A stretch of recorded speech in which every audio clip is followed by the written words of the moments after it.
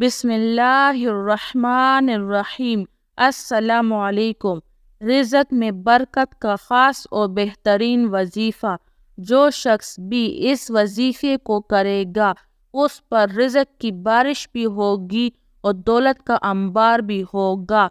وہ وظیفہ یہ ہے: اللہم صلی علی محمد عبدک ورسولک وعلی المؤمنین والمؤمنات والمسلمین والمسلمات یا اول الاولین ویا آخر الآخرین ویا ذو القوة المتین ویا راحم المساکین ویا ارحم الراحمین یا حی القیوم ما شاء اللہ لا حول ولا قوة الا باللہ اشہد ان اللہ علی کل شیء قدیر استغفر اللہ الذی لا الہ